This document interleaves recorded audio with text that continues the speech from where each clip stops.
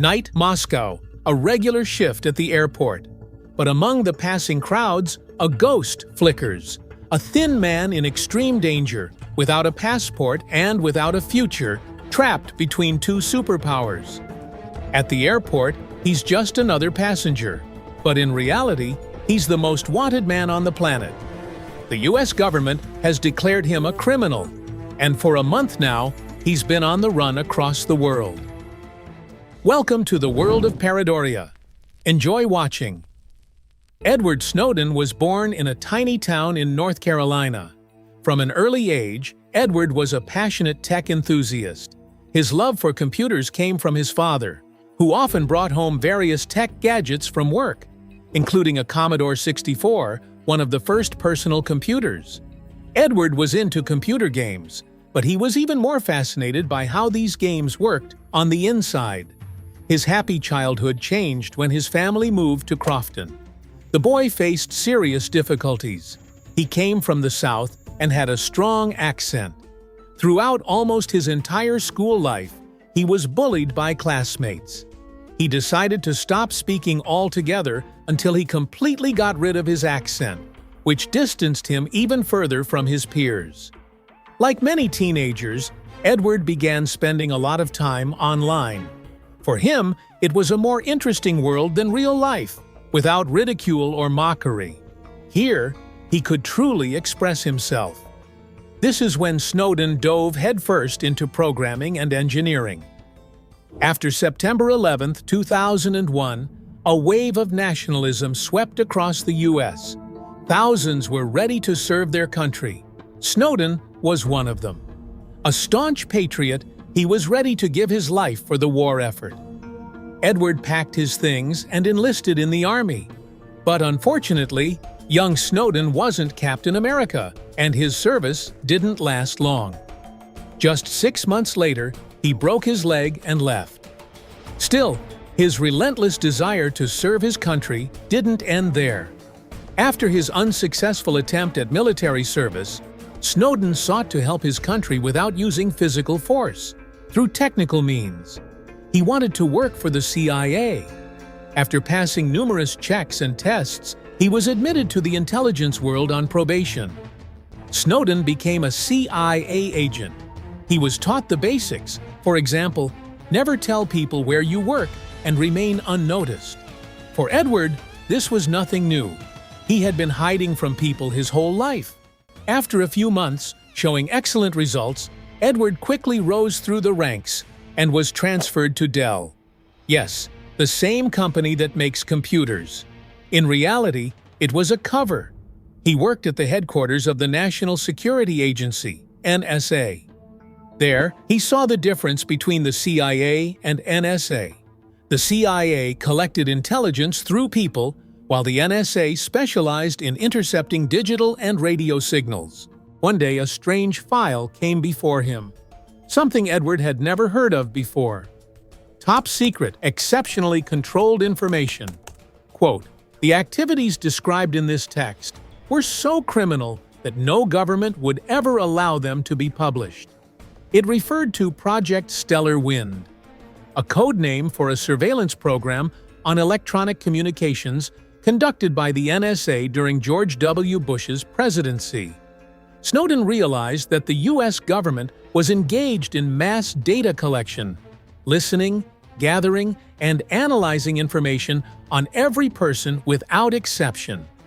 With each passing day, Snowden became increasingly aware of the scale of the invasion of privacy. He saw how the agency completely ignored people's rights to a private life and how their data was used without oversight. In March 2012, Edward was transferred to the NSA's headquarters in Hawaii, essentially a fortified bunker. There, Snowden developed software called Heartbeat. Using his program, he discovered PRISM, a system that allowed US intelligence to access the servers of Google, Facebook, and many others, capturing videos, calls, photos, texts, and emails. At this point, Edward began to feel he had to tell the world what he had discovered. Patriotism took a back seat. But first, he needed copies of documents proving the NSA's wrongdoing. In complete secrecy, Edward copied files onto an SD card, hid it inside a Rubik's Cube, and handed it to a security guard right before passing through a metal detector. Over 8 months, he used SD cards to smuggle information out. After months of collecting documents, he contacted well-known journalists Laura Poitras and Glenn Greenwald. Meanwhile, Snowden took medical leave from work, citing health problems. His plan was reaching its climax. Snowden chose Hong Kong as the place to hand over the information, believing he might be granted asylum there after the disclosure. In Hong Kong, Edward locked himself in a hotel room for 10 days to make sure he wasn't under U.S. surveillance. One day, he met with the journalists in his room. Privately, Edward handed Laura and Glenn the promised information. On June 6, 2013, The Guardian published the first story. For several days afterward, the outlet released hundreds of thousands of classified documents stolen by Edward. In just a few days, over 1.7 million files were revealed. The world finally learned many facts the U.S. government had kept hidden for years. Snowden said his goal was to draw public attention to human rights violations and government abuse, and he succeeded. Soon after, the U.S. Department of Justice charged Snowden with espionage. A real manhunt began to extradite him to the U.S. for trial. Snowden hid in Hong Kong for several days but decided to leave, realizing it was unsafe to stay in one place for too long. A few more days and he would have been caught. On June 23, 2013, Snowden set out for Ecuador, where he had been promised political asylum. To get there, he had to change planes in Moscow, but in the Russian airport, he was detained because the U.S. government had revoked his passport while he was in the air. Snowden became stranded in the transit zone. On August 1, 2013, after 40 days in the airport, Russian authorities granted him temporary asylum. Meanwhile, in the U.S., mass protests began in defense of privacy rights. In September 2020, a U.S. court in California ruled the NSA's surveillance of Americans' phone calls and emails illegal, and some statements made by U.S. intelligence leaders defending it were deemed false. In 2022, Snowden was granted Russian citizenship. Today, Edward insists that living in Russia was not his choice.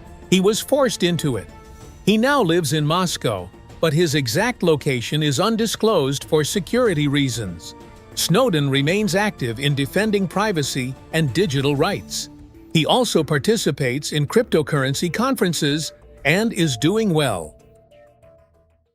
Thank you for watching this episode to the end. Heradoria was with you.